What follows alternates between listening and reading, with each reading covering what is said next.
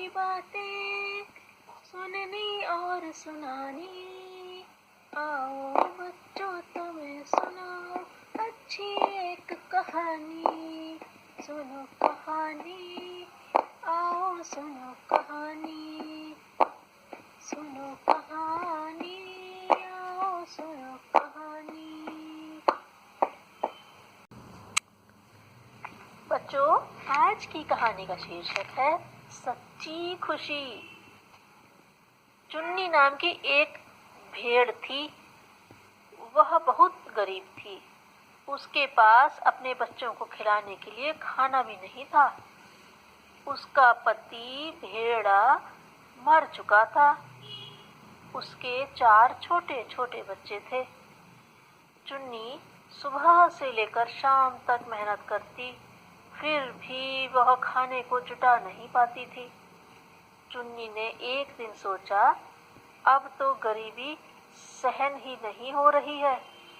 वह कुछ देर तक विचार करती रही, फिर वह उठ खड़ी हुई। उसने अपने चारों बच्चों की और अपनी ऊन उतारी और उसे बेचने के लिए बाजार की तरफ चल पड़ी। ऊन की गठरी पीठ पर लादे रास्ते में वह सोच रही थी कि यह ऊन बेचकर कुछ दिनों के लिए तो खाना पीना जुटा ही लिया जाएगा। रास्ते में चलते चलते चुन्नी थक गई। धूप भी बहुत कड़ी पड़ रही थी। उसने झरने के पास जाकर पानी पिया, फिर बरगद के पेड़ के नीचे जाकर बैठ गई।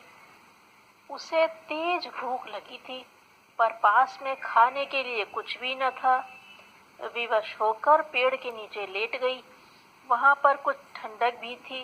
थोड़ी देर बाद चुन्नी को नींद आ गई। उधर एक बंदर अपने बच्चे के साथ निकला। बंदर का बच्चा नंदू बड़ा ही शरारती था। वह दूसरों को अधिक तंग भी करता था। उसके पिता चंदर उसे इस बात पर प्रायः डांटते भी रहते थे। नंदू पेड़ पर से उछलता कूदता उस बरगद के पेड़ पर जा पहुंचा।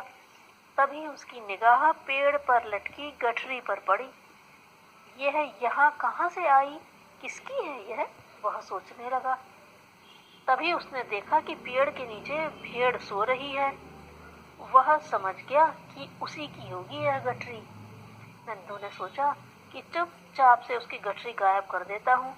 यह इधर उधर खोजेगी, रोएगी तो बड़ा मजा आएगा। बस फिर क्या था, तुरंत ही वह ऊपर की डाली से उतरा, कूदता फांदता नीचे वाली डाली पर गया।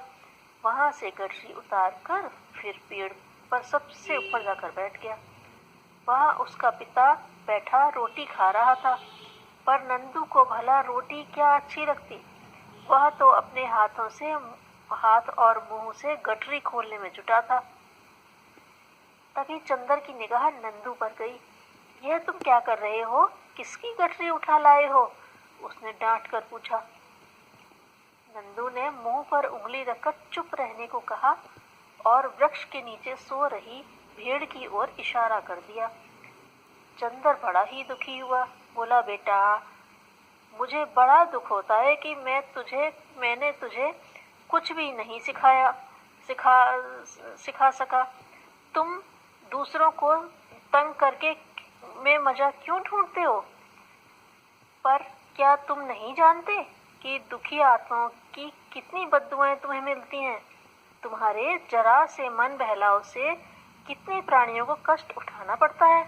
अपना यह तरीका बदलो, दूसरों का भला करो, उनकी सहायता करो, उनके चेहरे पर आनंद उल्लास लाने की कोशिश किया करो, उनका आशीर्वाद पाओ।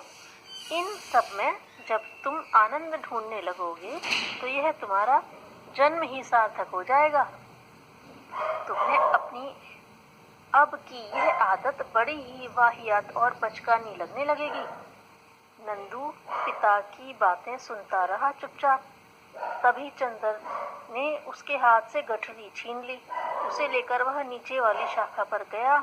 वहां उसने गठरी लटका दी। चंदर ने देखा कि भेड़ी बड़ी दुबली पतली है। उसकी हड्डी पसली तक न दिख रही थी। भूख के मारे वह पैरों में पैरों को पेट में दबाए पड़ी थी। चंदर समझ गया कि उसने खाना नहीं खाया है। उसने अपने पास की दोनों रोटियां गठरी के ऊपर रखी और पेड़ के ऊपर चढ़ गया। थोड़ी देर बाद भेड़ की आंखें खुली। आंखें को मलते मलते वह उठ बैठी। भूख के कारण पेट चिपका जा रहा था, पर चलना तो पड़ेगा ही, वह बुदबुदाई। फिर उसने एक अंगड़ाई ली, झरने के पास जाकर फिर दोबारा पानी पिया। चलो आज पानी ही सही, चुन्नी ने कहा। फिर पेड़ के पास जाकर चुन्नी गठरी उतारने लगी। यह क्या? गठरी जैसे ही छुई तो दो रोटियां उससे टपक पड़ी। कहाँ से आ गई हैं? वह सोचने लगी। उसने पेड़ के चारों तरफ घूमकर देखा, पर कहीं कोई न दिखाई पड़ा। भगवान ने ही दया करके कहीं से यह मुझे दी है, चुन्नी बुदबुदाई। जिसकी रोटी हो उसका भगवान भला करे, वह कभी भूखा ना रहे, यह दुआएं देने लगी वह तो।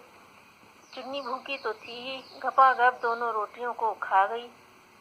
खाकर उसे चैन मिला, उसका मुख संतोष से भर गया। फिर गठरी उठाकर तेज कदमों से वह आगे बढ़ने लगी। क्या तुम्हें भेड़ की खुशी, उसके आशीर्वाद अच्छे नहीं लगे? बहुत अच्छे लगे पिताजी, नंदू कहने लगा। तो फिर आज से ऐसे ही कामों में आनंद लोगे ना? चंदर ने पूछा। हाँ पिताजी, अब मैं अपनी गलत आदतें छोड़ दूंगा, किसी को भी तंग न करूंगा। यह कहते हुए नंदू अपने पिता चंदर के गले से लिपट गया।